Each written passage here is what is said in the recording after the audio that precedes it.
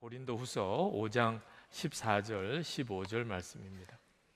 고린도후서 5장 14절 15절.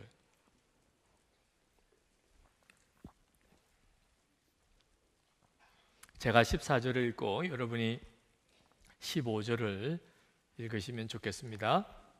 그리스도의 사랑이 우리를 강권하시는도다.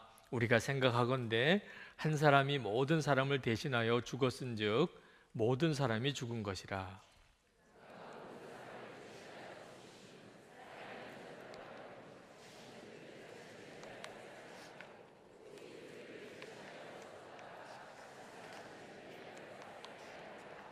아멘, 아멘.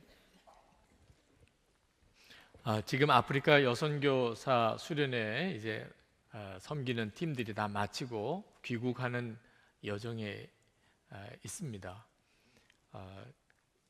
아마 그 아프리카에 있는 선교사님들이 수련회 하느라고 수고하셨다고 아마 우리 선교팀들을 그 아프리카 야생 동물들이 있는 국립공원으로 아마 하루 여행을 시켜준 모양이에요.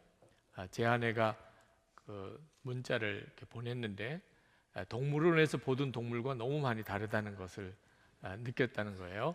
뭐가 다르냐고 그랬더니 근육이 장난이 아니래요.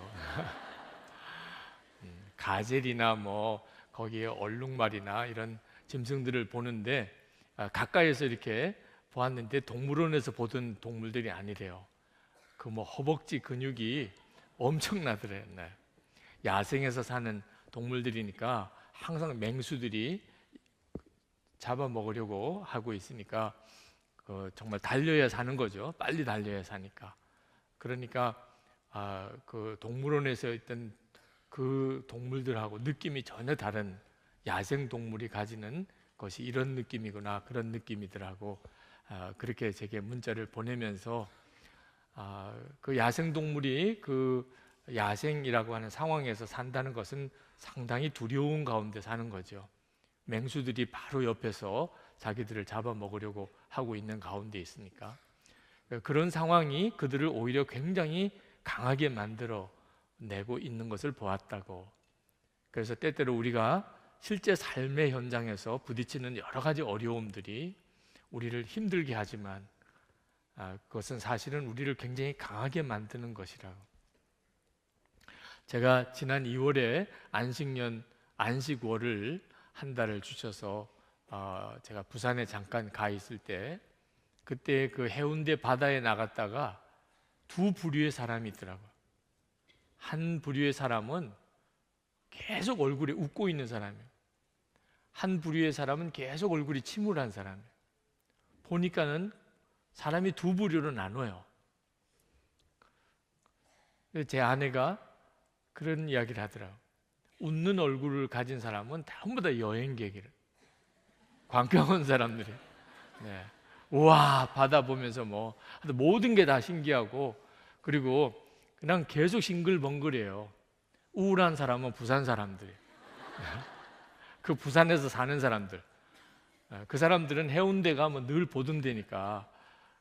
근데 삶의 무게가 그 좋은 그 여행을 가면은 정말 탄성을 지르고 그리고 그냥 웃을 수밖에 없는 그런 참 자연 환경에 있으면서도 그곳에서 늘 사는 사람들은 그 삶의 무게에 여러 가지 삶의 어려운 문제 때문에 그 자연 환경의 아름다움이 그들을 기쁘게 하지 못하고 있는 것을 보았어요.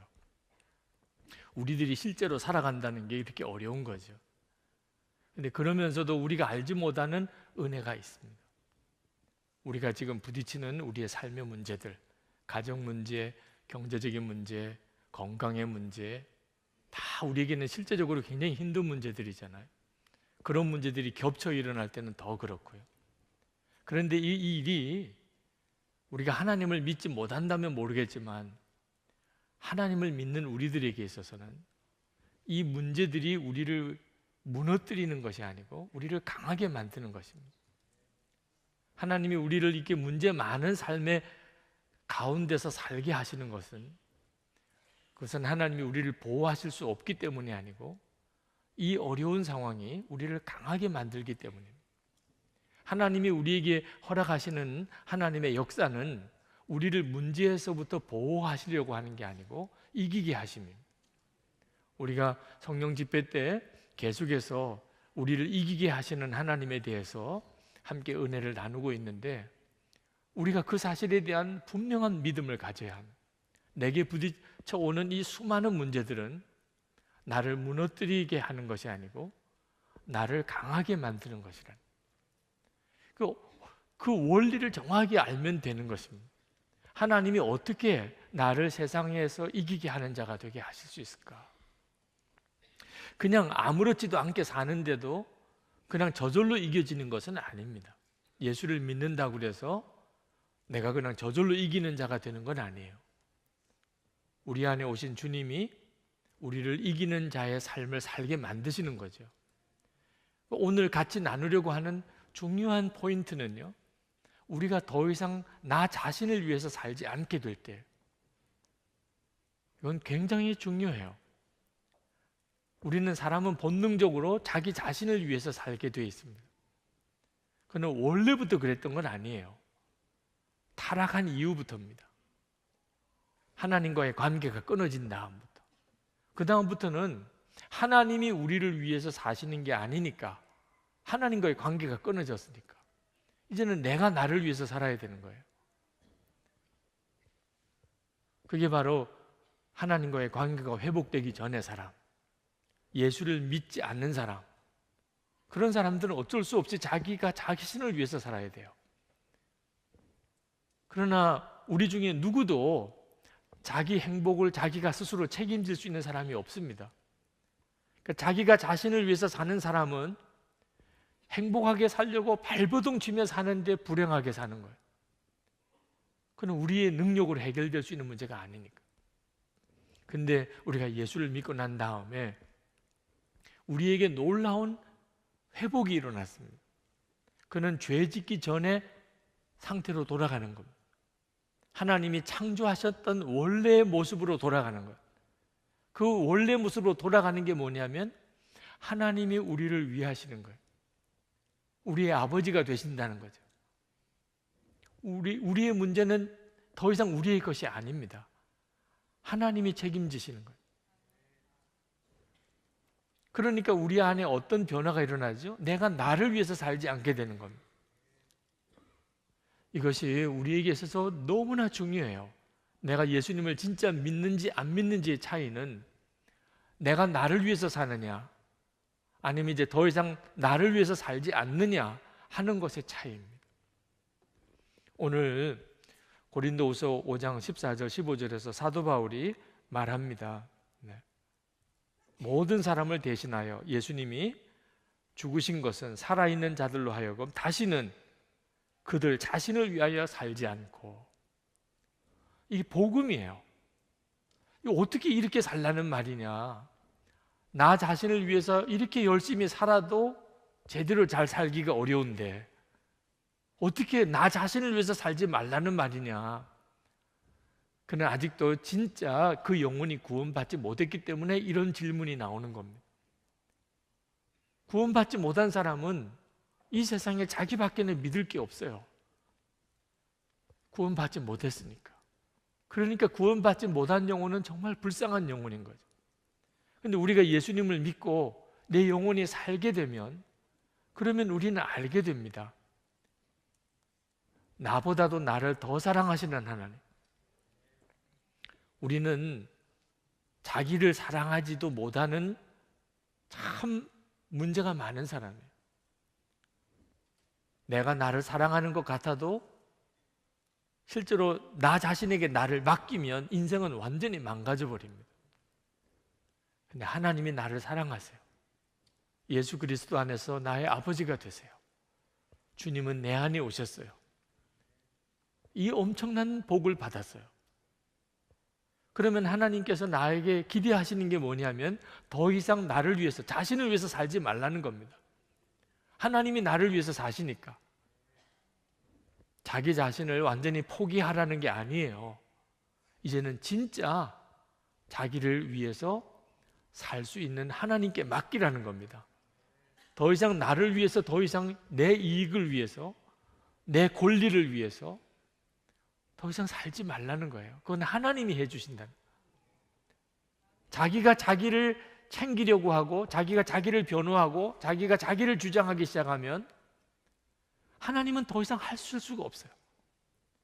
하나님이 나를 위해서 당신의 독생자를 주셨어요. 예수님은 우리를 위해 죽으셨어요. 그리고 우리 안에 오셨어요. 우리의 주님이 되시려고. 그런데 내가 나를 위해서 살아요. 내 입장을 변호하고 나를 주장하고, 그러면 주님은 아무것도 못하세요.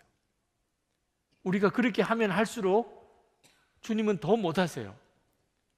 왜? 주님이 우리를 도와주시면 우리는 더 망하게 되니까. 더 자기 중심적인 사람이 되어버리니까.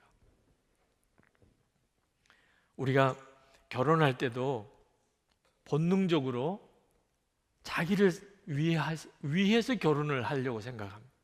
그래서 하는 것이 좋은 사람을 만나려고 하는 거예요.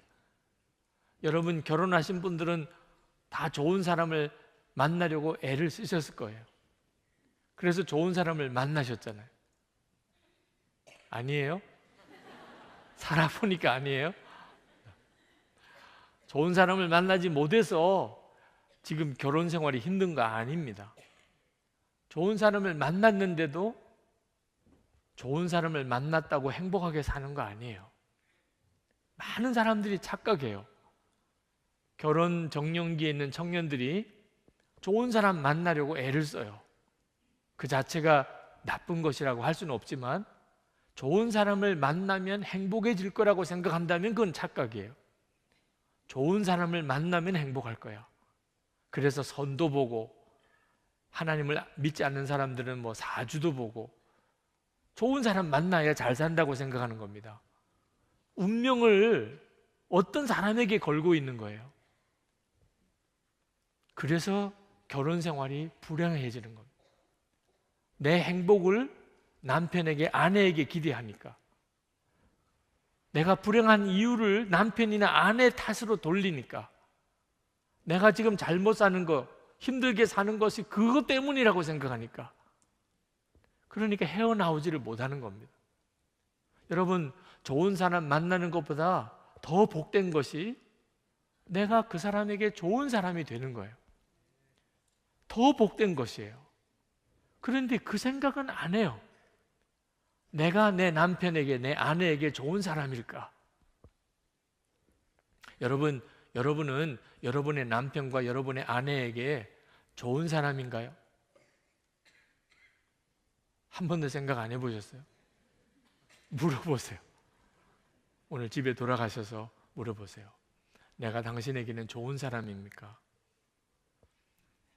좋은 사람을 만난 것보다 비교할 수 없이 행복한 것이, 내가 그 사람에게 좋은 사람이라고 하는. 나쁜 사람 만나는 것보다 더 끔찍한 일은 내가 그 사람에게 나쁜 사람이 된 거예요. 많은 사람이 그걸 몰라요. 내가 내 아내에게, 내 남편에게 혹시 나쁜 사람이 되어 있진 않을까, 이 생각을 안 하는 거예요. 끊임없이 자기만을 위해서 사니까 배우자가 나에게 좋은 사람인가만 생각하는 겁니다. 나는 좋은 사람 만났나? 나는 나쁜 사람을 만나서 이런가 봐. 여러분, 이것이 예수님을 진짜 만나기 전에는 고쳐지지 않습니다. 사람은 악한, 타락한 본성이 자기를 위해서 사는 겁니다. 이기적인 마음이죠. 여러분에게 그런 마음이 있다면 이건 빨리 해결해야 돼요. 여러분, 자기를 위해서 사는 사람은 행복을 위해서 발버둥 치고 사는데 불행한 길로 빠지는 거예요. 수렁에 빠지는 거예요. 그래서 본인이 정신이 정말 미칠 정도가 돼요. 행복하려고 그렇게 애를 썼는데도 불행하니까, 자기가 불행한 길로 가고 있는 줄을 모르니까 자기를 위해서 사는 것이 불행의 씨앗이에요.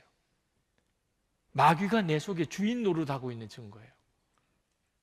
그러니까 마귀가 하자는 대로 하는 겁니다. 나를 위해서 사는 거. 행복할 수가 없어요. 예수님을 믿고 나면 진짜 예수님을 영접하고 나면 그 다음에 내 속에서 무거운 짐이 풀어져요. 나를 위해서 더 이상 노력하지 않아요. 더 이상 내 것을 챙기려고 안 해요. 내 입장을 변호하려고 안 해요. 내 말을 주장하려고 안 해요.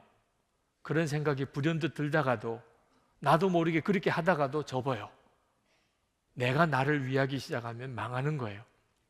예수 안 믿는 거예요. 하나님이 아버지라는 사실을 안 믿는 거예요. 예수님이 주님이라는 걸 안 믿는 거예요. 하나님이 해결해 주셔야 완전히 해결되는 거예요. 예수를 믿으면 더 이상 나를 위해서 살려고 발버둥 치지 않게 됩니다. 이게 구원이에요. 나를 위하시는 주님을 정말 믿으니까, 주님께 완전히 맡길 수 있으니까. 예수님은 우리를 사랑하셨어요. 그래서 오늘 14절에 첫 구절이 그리스도의 사랑이 우리를 강권하시는도다. 우리 안에 그리스도의 사랑이 우리를 강권하세요. 그 말은 무슨 뜻이냐면 충만해요. 나를 사랑하신 주님의 사랑은 상상할 수가 없어요. 나를 위해 죽으셨고 내 안에 오셨어요. 그 점에 대해서 눈이 뜨이는 것이 열쇠예요. 그러면 더 이상 나를 위해서 살고 싶지 않아요. 이제는 주님을 위해서 살고 싶어요. 근데 주님은 주님을 위해서 사는 것이 내 옆에 있는 이웃을 위해서 사는 거다. 나를 사랑하냐? 그러면 내 아내를 사랑하라. 나를 사랑하냐? 내 남편을 사랑하라. 나를 사랑하냐? 그럼 너가 그렇게 미워하는 그 사람을 사랑하라. 그렇게 말씀하세요. 그러니까 주님을 사랑하는 것이 내 이웃을 사랑하는 것과 같이 가요. 만약에 내가 어떤 사람이 도무지 사랑이 안 된다면 주님 사랑을 잃어버린 거예요. 내 속에 사랑이 강권하심이 없어진 거예요. 나는 주님은 사랑하는데 어떤 사람은 도무지 사랑할 수 없다. 그건 거짓말이에요. 스스로 자기를 속이는 겁니다. 여러분, 정말 믿으시기 바랍니다. 여러분을 잘 살게 하실 분은 하나님이세요. 여러분의 문제를 책임지실 분도 하나님이십니다. 그 점이 안 믿어지니까 나를 위해서 사는 것을 못 내려놓는 겁니다. 부부 사이에서조차. 이요셉 집사님, 우리 교회 이요셉 집사님 사진 작가시죠.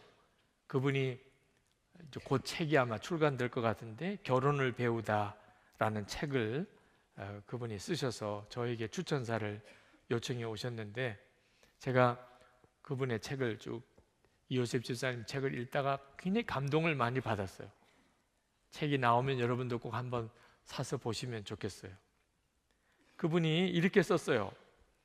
나는 결혼한 후 한동안 나를 위해 아내가 존재한다는 생각을 했다. 그런데 기도 드릴 때 주님은 내게 이런 마음을 주셨다. 내 아내를 사랑하고 사랑해 줄 사람을 찾고 찾다가 가장 사랑해 줄 사람으로 너를 찾았단다. 순간 놀랐다. 나를 위해 아내가 존재한다는 생각은 철저한 착각이었던 것이다. 하나님은 아내를 사랑해 줄 사람으로 나를 찾으셨다. 이것을 깨닫고 모든 것이 달라졌다.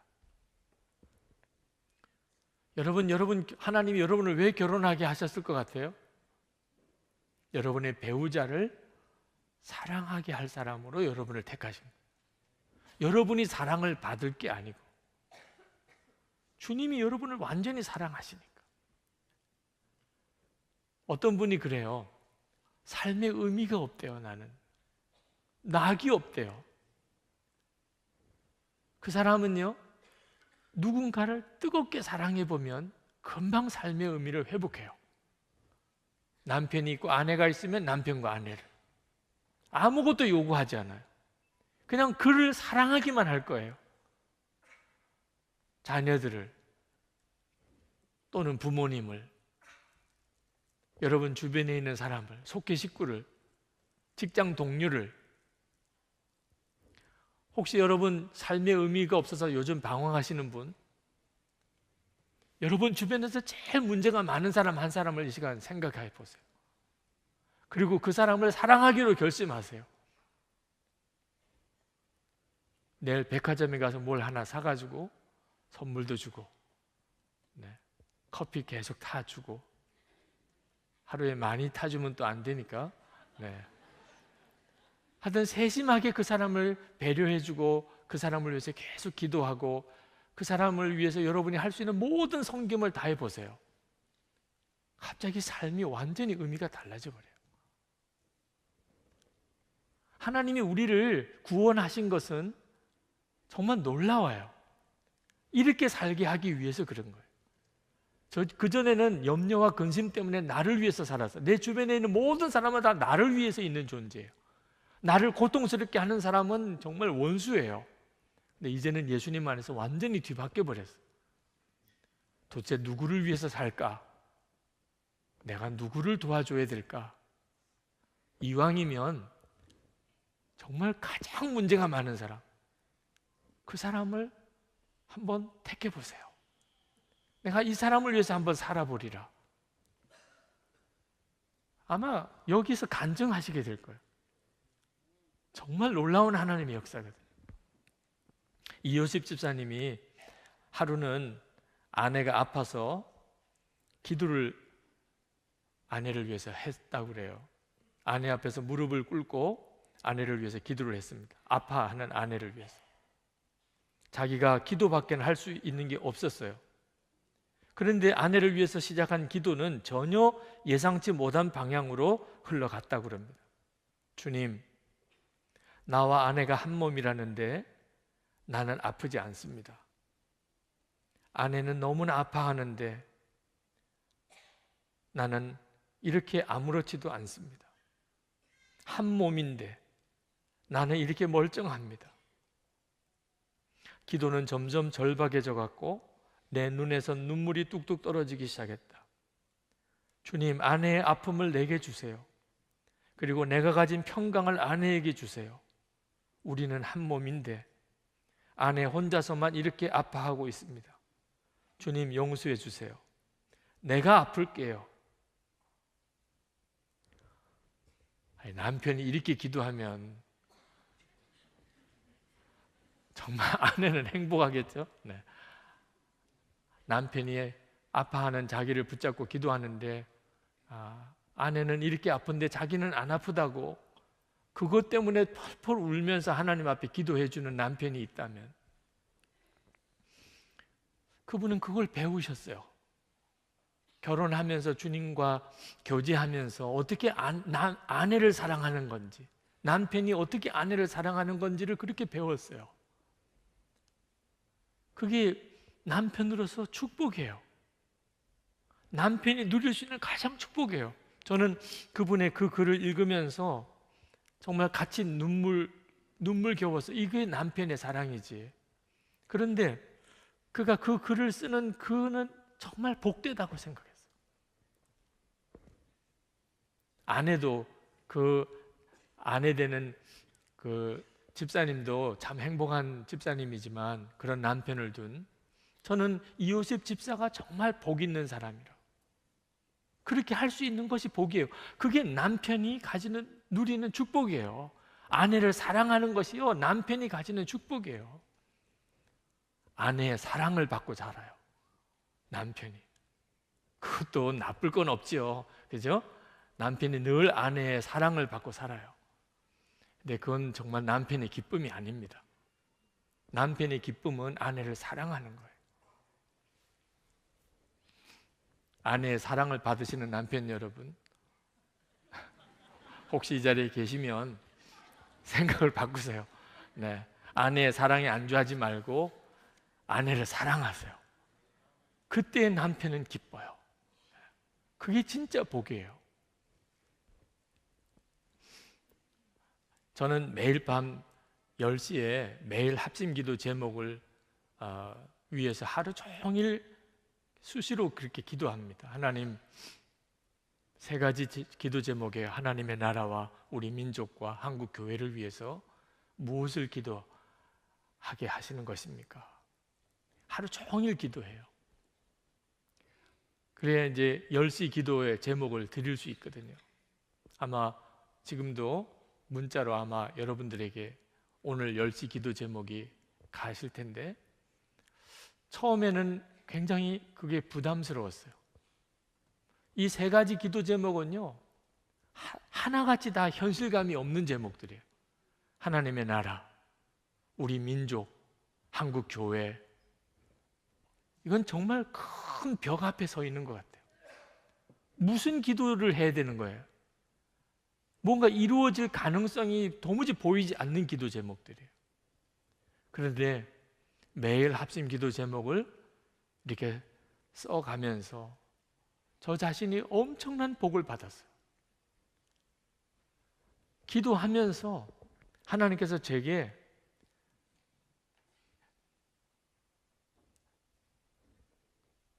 이 민족에 대해서 갑자기 믿음이 생겼어요. 전에도 우리 민족을 위해서 기도는 했었지만 우리 민족이 정말 평화로운 통일을 이룰 것이라고 하는 이런 믿음이 지금처럼 이렇게 강하지 않았어요. 근데 매일 기도 제목을 써가면서 하나님의 인도함을 받으면서 민족을 위해서 기도하다 보니까 거의 종일 기도해요. 수시로 주님, 우리 민족의 평화로운 통일을 주소서. 그리고 오늘은 구체적으로 뭘 어떻게 기도해야 됩니까? 한국 교회를 위해서 기도하는데 하나님이 한국 교회에 새 부흥을 주시기를, 전에는 주시기를 기도했어요. 근데 지금은 주신다고 믿어요. 정말 하나님이 말씀하신 대로 하나님의 나라와 민족과 한국 교회를 위해서 기도를 하니까 제가 엄청난 수지를 맞았어요. 나를 위해서 기도를 이렇게 했다면 아마 이런 기쁨을 요 몇 달 동안에 누리지 못했을 거예요. 그리고 무엇보다도 하나님의 나라를 위해서 기도하다가 하나님의 나라를 위해서 기도하는 사람이 하나님의 나라 백성이죠. 하나님의 나라 백성이 아닌 사람이 어떻게 하나님의 나라를 위해서 기도하겠어요? 하나님의 나라를 위해서 이렇게 간절한 마음이 되는 것 자체가 얼마나 복인가 말이에요.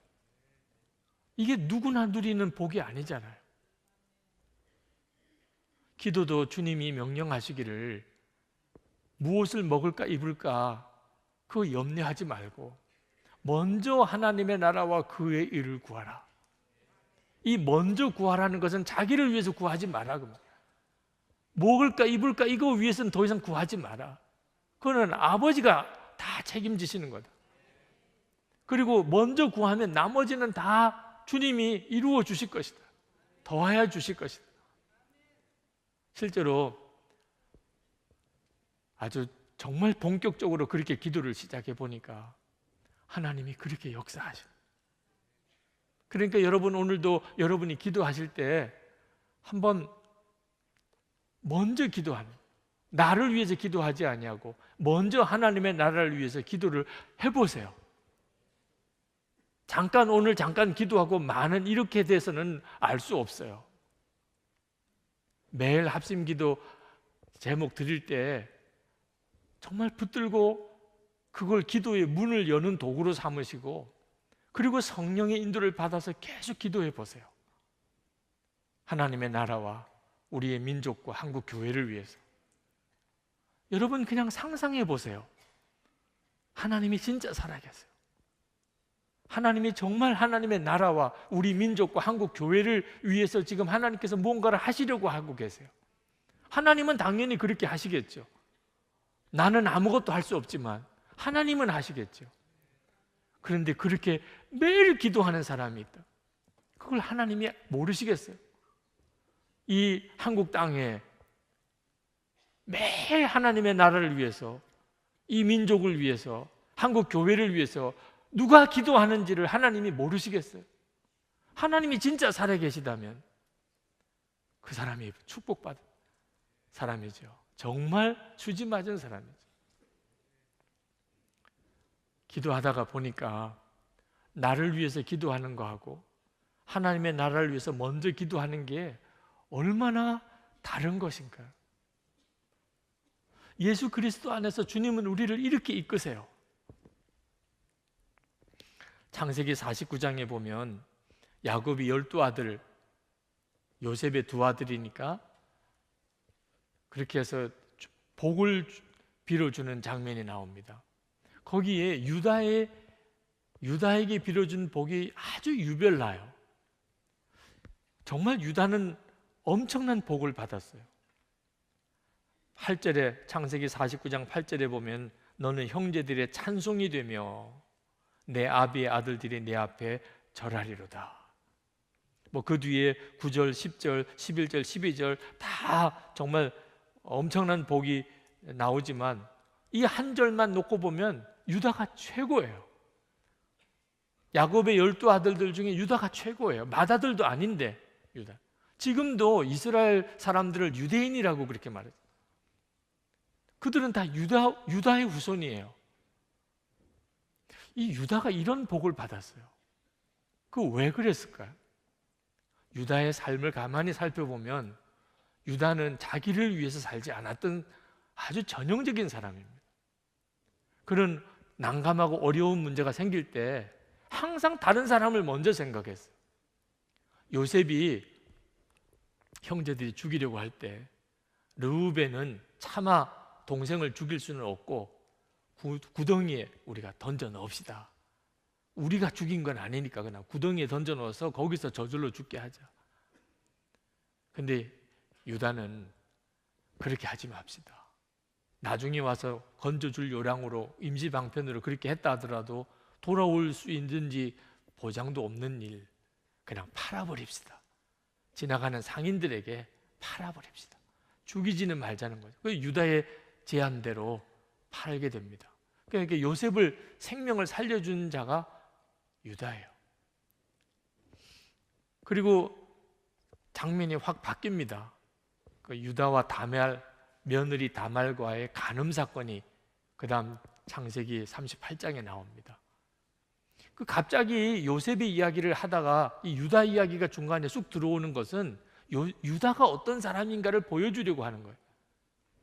그 아들 홀과 결혼시켰는데 아이를 못 낳았어요. 하나님이 그 유다의 큰아들을 치셔서 죽게 함으로 아들이 없습니다.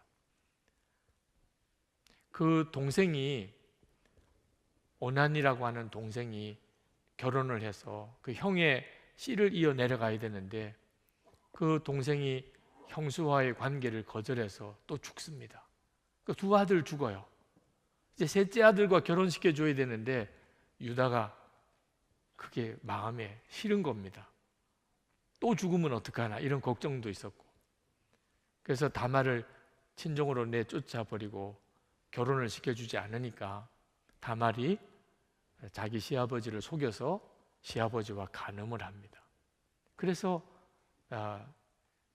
두 쌍둥이를 낳게 되는데 이 혼자 사는 다말이 임신을 했으니까 큰 사건이죠. 그때 당시로는.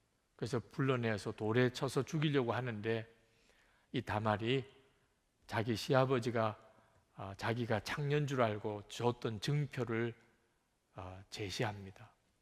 그때 이 유다가 모른 척하고 죽이면 끝나는 거예요. 그게 뭐냐 이러고 그냥 죽이면 끝나는 거예요. 자기도 부끄러운 일이니까 그냥 덮어버리고. 근데 그렇게 하지 않습니다. 자기의 잘못을 시인하고 다말을 살려내요. 그건 그때 당시로는 참 대단한 일이죠. 그래서 결국은 예수님의 족보에 올라갑니다. 이 다말이. 그렇게 낳은 아이를 통해서 결국은 다윗이 나고 그리고 예수 그리스도가 나죠. 이 유다가 그런 사람이었어요. 베냐민 막내 동생 데리고 애굽으로 가야 될 때 자기가 책임지겠다고 약속합니다. 그리고 실제로 베냐민의 그 자루에서 그 훔친 은잔이 나올 때 꼼짝없이 이제는 다 죽게 생겼어요. 베냐민은 이제 붙잡히게 됐고, 그러면 아버지 야곱은 정말 죽는 거죠. 그때 유다가 자기가 대신 사로잡히고 베냐민을 풀어주라고 합니다. 유다가 그런 사람이었어요. 그러니까 유다는 자기 자신을 위해서 살지 않았어요. 그 점이 중요한 포인트예요. 하나님이 유다를 왜 그렇게 복을 주셨나? 유다 지파는 그 이후에 모든 전쟁에서 항상 최전방에 나가는 부대입니다. 지도자니까. 그러니까 제일 많이 죽지요, 사실. 옛날 전쟁은 맨 앞장선 사람이 제일 많이 죽는 거니까. 그런데도 인구를 계수하면 유다 지파가 제일 많아요. 이게 진짜 하나님의 역사죠. 여러분, 예수 그리스도 안에서 하나님이 우리를 회복시키신 것은 이렇게 살게 하기 위해서 그렇습니다. 여러분이 이제는 아셔야 돼요. 하나님을 진짜 믿어야 돼요. 하나님을 안 믿을 건지 진짜 믿을 건지 이제는 택해야 돼요. 하나님이 정말 살아계시다면 하나님은 예수님의 마음을 가진 자를 복 주실 수밖에 없잖아요. 예수님의 마음이 어떤 마음이에요? 자신을 위해서 살지 않으셨어요. 우리를 위해서 당신을 주셨어요. 이것이 그리스도의 사랑이에요. 그 그리스도의 사랑이 우리를 강권하시는도다. 더 이상 나를 위해서 살 이유가 없어요. 하나님이 나를 이렇게까지 사랑하셨는데. 아유, 사랑은 무슨 사랑이에요? 나 요즘에 힘들어 죽겠는데. 그렇게 생각하면 안 됩니다. 하나님이 여러분을 사랑하시는 것은 완전히 이미 확정된 것이에요. 예수님이 여러분을 위해 죽으셨고, 그리고 주님이 여러분 안에 오셨어요. 지금 여러분이 힘들고 어려운 여건에 있는 것은 분명히 약속하셨어요. 합력하여 선을 이루게 하십니다. 우리는 어려움 때문에 망하는 사람이 아닙니다. 믿지 못해서 망할 수는 있어요. 우리 안에 오신 주님을 진짜 믿지 못해서 나를 위해서 살려고 발버둥 치다가 그렇게 하나님께서 역사하심을 경험하지 못할 수는 있어요. 내 안에 오신 주님이시니 이제는 내가 뭘 더 이상 걱정해요? 다윗은 그 사울 왕에게 쫓겨다니는 그 순간에도 여호와는 나의 목자시니 내게 부족함이 없으리로다, 이렇게 고백하고 살았던 거잖아요. 지난 목요일 아침에 에스겔서 37장을 묵상하고 기도하는데 갑자기 제 심령이 확 열리는 걸 느꼈어요. 그 에스겔서 37장이 말씀으로 그 마른 뼈들이 군대가 되는 장면이잖아요. 그 엄청난 능력, 하나님은 이런 하나님이세요. 말씀 한마디로 말라 비틀어진 뼈가 그리스도의 그 군대가 될 수 있게 만드시는 그 하나님. 그런데 그 새벽에 기도하는데 지금 내 안에 오신 하나님이 바로 그 하나님이시고, 그걸 제가 그전에는 뭐 몰랐느냐? 그건 아니에요. 다 알고 있었던 내용이지만 그날 새벽에 기도하는데 내 안에 오신 하나님이 바로 그 하나님이시고, 그것이 얼마나 강하게 제 마음속에 정말 놀랍고 충격으로 오는지. 그런 하나님이 내 안에 계신데 나는 왜 이렇게밖에는 못 사는 걸까? 왜 이렇게 무기력한 걸까?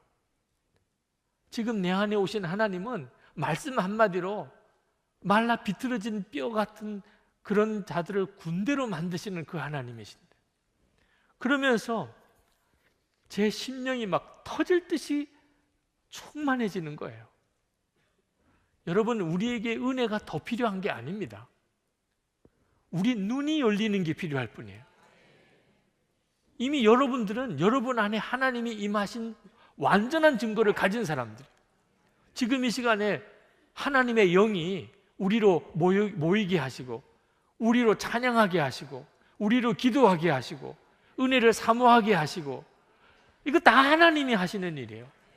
성령 하나님이 아니시면 있을 수가 없는 일들을 지금 우리 속에서 경험하게 하고 있잖아요. 그 성령 하나님은 오병이어 기적을 일으키신 하나님, 풍랑을 잠잠케 하셨던 하나님, 죽은 나사로 살리시고 예수 그리스도를 죽었다가 사흘 만에 다시 살아나게 하신 하나님이세요. 그분이 지금 우리 안에 계신 거예요. 정말 우리 눈이 뜨여야 돼요. 그런 하나님을 모시고 살면서도 나는 왜 이렇게 답답하게, 무기력하게, 아무것도 아닌 문제 때문에 원망하고 미워하고 풀지 못하고 품지 못하고 내가 이렇게 살아야 되는가?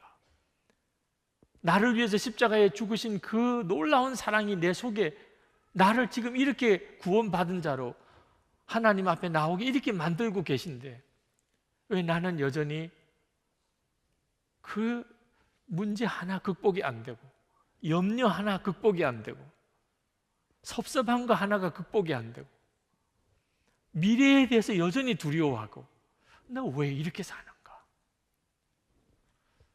새벽에 심령이 한번 열리고 나니까 기도의 문이 열리고 뭐 어떻게 기도를 해야 될지 모르니까 그냥 방언이 되고 계속 찬양만 하게 되고 기도할 제목이 지금 많은데 하나님 나라를 위해서도 기도해야 되고 지금 민족을 위해서도 기도해야 되고 지금 교회 위해서 기도해야 되고 기도를 요청받은 것도 너무 많고 지금 이거 다 하려면 이게 정말 그것도 1시간이 넘게 기도를 해야 되는데 이게 내가 언제까지 찬양만 하다가 이런 걱정이 들 정도로 눈이 열리면 이렇게 되는 거구나. 내 안에 계신 주님을 바라보는 눈이 뜨이면 사람은 이렇게 바뀌는구나. 그 새벽에 그런 역사가 경험되면서 그렇구나. 우리가 나를 위해서 살지 않게 되는 비밀은 주를 바라보는 눈이 뜨이는 거예요. 나를 위해서 자신을 위해서 살지 말아야 된다. 그래서 그렇게 사라지는 게 아니에요. 주를 바라보는 눈이 뜨이면 그렇게 살라고 그래도 안 살아요. 자신을 위해서 살라고 그래도 안 살아요. 걱정도 안 되는데 뭐. 나와 함께 계시는 하나님이 어떤 하나님이신지를 알고 나면 그러면 내 문제는 걱정도 안 되는데 오늘 밤에 여러분에게 그 은혜가 있기를 축복합니다. 어떤 권사님이 너무 무거운 짐을 자기는 지고 있다고 늘 생각하던 분이에요. 실제로 그랬어요. 남편 되시는 분도 참 문제가 많으시고 자녀들을 위한 기도 제목도 교회에서도 기도를 열심히 하시는 권사님이라 이것저것 책임을 맡겨드린 것도 많으니까 항상 나는 왜 이렇게 짐이 많은가. 근데 어느 날 수련회 갔다가 십자가의 길, 야외 십자가의 길 행사를 이렇게 하는데 깜짝 놀라는 체험을 하셨다는 거예요. 앞에 누가 이렇게 가는데 십자가를 지신 예수님이세요. 너무나 무거운 십자가를 지시고 자기 앞을 이렇게 걸어가는 그 예수님을 환상 중에 이렇게 본 것 같아요. 저 주님은 무슨 십자가를 저렇게 무거운 십자가를 지고 가시나. 근데 그 십자가가 자기가 져야 될 십자가를 주님이 지고 가시는, 자기의 죄로 인한 죄값의 십자가를 주님이 지고 가시는, 자기는 무겁다 무겁다 무겁다 하지만 자기가 진 십자가는 그저 사명의 십자가, 주님 때문에 내게 주신 사명의 십자가 지는 건데 실제로는 내가 저 십자가 져야 되는 건데 그 눈이 그날 밤에 열렸어요. 그리고 그 권사님이 교회 안에서 그렇게 충성하시는 권사님이신데도 얼굴이 밝으신 분은 아니셨어요. 열심히 하시는데도 얼굴은 밝으시지는 않았어요. 왜? 마음에 무겁다, 힘들다 이렇게 생각하고 계셨으니까. 근데 그날 이후로 바뀌셨어요. 그날 이후로 자기가 진 십자가는 너무 가벼운 십자가, 주님이 나를 위해서 져준 십자가에 비하면 자기가 진 십자가니까 십자가라고 말할 수도 없는 거예요. 그래서 그때부터 집에서나 교회에서나 사실 곁에서 볼 때는 야, 우리 권사님은 너무 진짜 짐이 무겁다 이런 생각이 드는데도 그렇게 밝으신 거예요. 그날 그 수련회 때 하나님께서 그 권사님의 눈을 열어주셨어요. 주님이 너무 답답하시니까 그러셨던 것 같아요. 토마스 아킨피스가 참고 순종하며 십자가를 지라. 그리하면 마지막에는 그 십자가가 너를 져줄 것이다. 여러분 정말 그렇습니다. 자신을 위해서 살지 않고 주님을 위해서 살고 주님을 위해서 살려니까 다른 사람을 위해서 살아보면 그렇게 해서 십자가를 졌는데 나중에 어느덧 십자가가 나를 지고 가는 것을 알게 돼요. 저도 철없을 때는 목사지만 좀 좋은 동력자를 부교육자를 만나면 목회가 좀 더 잘 되려나, 좋은 교인들을 만나면 교회가 좀 잘 되려나, 내 목회가 이런 생각했던 때가 있었어요. 근데 어느 날 기도 중에 너는 어떻게 그렇게 초라한 예수를 믿냐? 넌 어떻게 예수를 믿어도 그렇게 초라한 예수를 믿냐? 넌 예수를 믿는데도 어떻게 자꾸 그렇게 좋은 부교육자, 좋은 교인들 그 탓만 하냐? 주님이 그 정도밖에 안 되냐? 내가 가지고 있는 이 생각이 큰 죄가 아닌 줄 알았는데 이게 얼마나 큰 죄인가? 사람의 도움을 받으려고 하는, 사람의 도움을 받으려고 하는, 이게 얼마나 참 어리석은 생각. 주님 한 분이면 정말 충분한 걸. 내가 도와줘야 되는, 내가 도와줘야 되는 거지. 무슨 도움을 받을 필요가 있나 말이에요. 그리고 주님을 더 알고 싶습니다. 그리고 난 다음에 하나님이 기대하지도 않았던 좋은 사람들을 다 만나게 하셨어요. 내가 더 이상 나를 위해서 요구하지 않으니까 사실 어느 순간에 그게 나를 위한 것이 되어버렸어요. 이게 예수 그리스도 안에서 하나님이 우리에게 주신 놀라운 비밀이에요. 그래서 우리가 이기는 자가 되는 겁니다. 오늘 밤에 여러분 안에 정말 이 역사가 있기를 원합니다. 여러분, 찬송 중에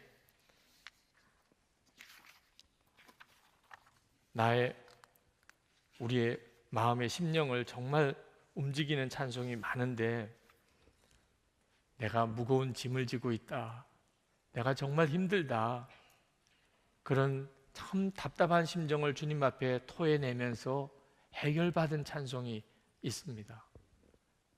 337장 내 모든 시험 무거운 짐을 주 예수 앞에 아뢰면 근심에 쌓인 날 돌아보사 내 근심 모두 맡으시네.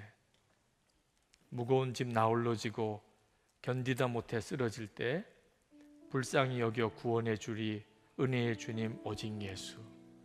여러분의 마음의 심령에 아직도 내 문제는 내가 해결해야 돼, 나밖에는 나를 해결해 줄 사람 없어, 이런 마음이 있는 사람은 전부 무거운 짐 속에 지금 쓰러질 정도에 있는 사람들일 겁니다. 그게 인생의 짐이 무거워서 그런 게 아니고 내가 나를 책임지려고 하는 아직 그 정도의 믿음밖에 안 되니까 그렇게 된 것을 아셔야 돼요. 오늘 주 예수님이 여러분을 삶의 패턴을 완전히 바꾸시기를 원합니다. 더 이상 나는 나를 위해 살지 않고 주 예수님이 나를 위해 사시는 삶, 이걸 완전히 믿는 삶 되기를 원합니다. 하나님은 놀라운 자가 되는 건 아니에요. 우리 안에 오신 주님이 우리를 이기는 자의 삶을 살게 만드시는 거죠. 오늘 같이 나누려고 하는 중요한 포인트는요, 우리가 더 이상 나 자신을 위해서 살지 않게 될 때, 이건 굉장히 중요해요. 우리는 사람은 본능적으로 자기 자신을 위해서 살게 되어 있습니다. 그는 원래부터 그랬던 건 아니에요. 타락한 이후부터입니다. 하나님과의 관계가 끊어진 다음부터. 그 다음부터는 하나님이 우리를 위해서 사시는 게 아니니까, 하나님과의 관계가 끊어졌으니까 이제는 내가 나를 위해서 살아야 되는 거예요.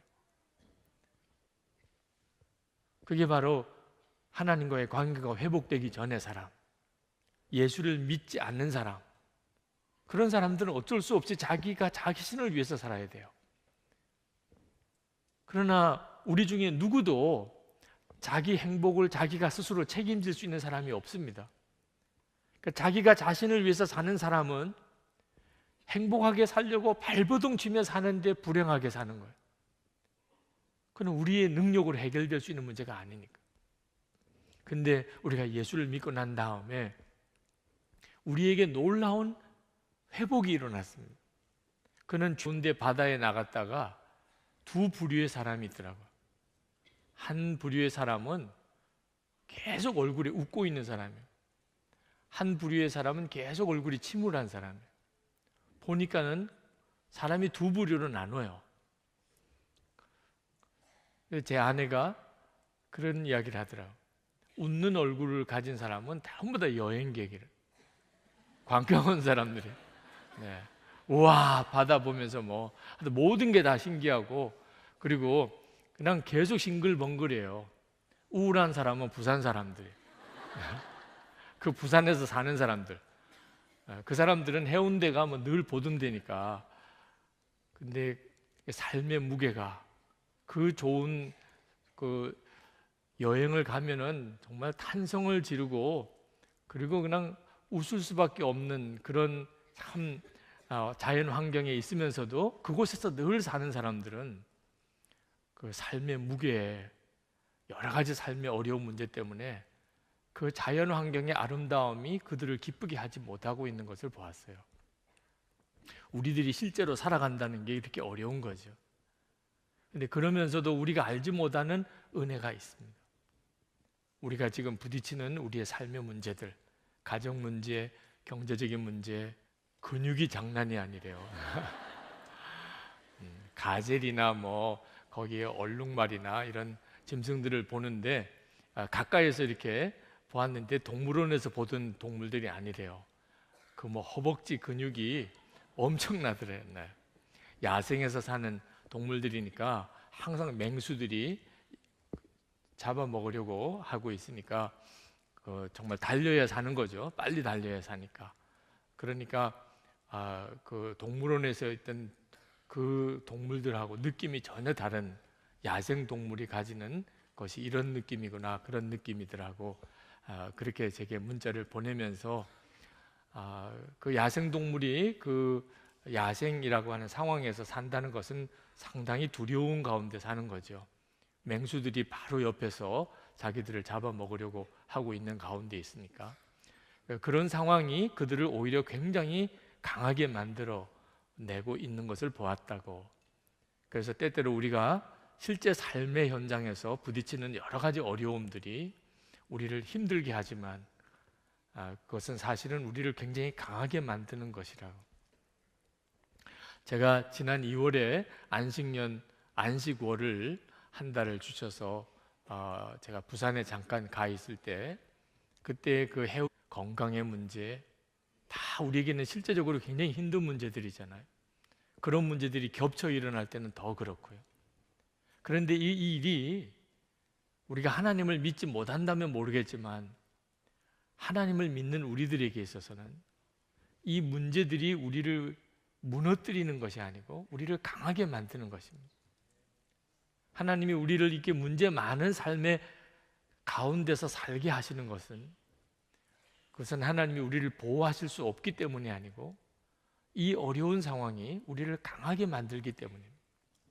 하나님이 우리에게 허락하시는 하나님의 역사는 우리를 문제에서부터 보호하시려고 하는 게 아니고 이기게 하십니다.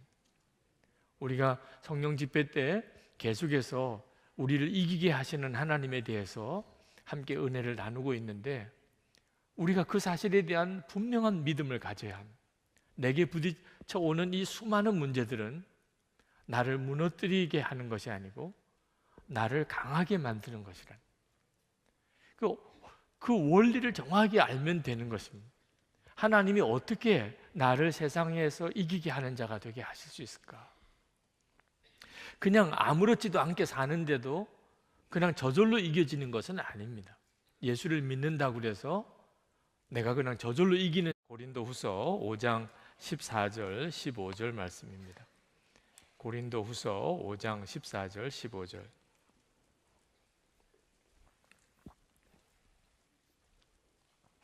제가 14절을 읽고 여러분이 15절을 읽으시면 좋겠습니다. 그리스도의 사랑이 우리를 강권하시는도다. 우리가 생각하건대 한 사람이 모든 사람을 대신하여 죽었은즉 모든 사람이 죽은 것이라.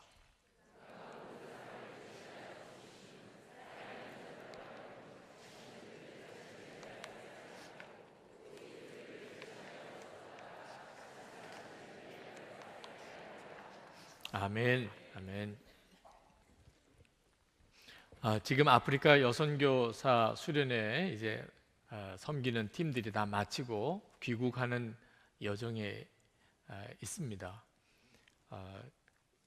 아마 그 아프리카에 있는 선교사님들이 수련회 하느라고 수고하셨다고 아마 우리 선교팀들을 그 아프리카 야생 동물들이 있는 국립공원으로 아마 하루 여행을 시켜준 모양이에요. 제 아내가 그 문자를 이렇게 보냈는데 동물원에서 보던 동물과 너무 많이 다르다는 것을 느꼈다는 거예요. 뭐가 다르냐고 그랬더니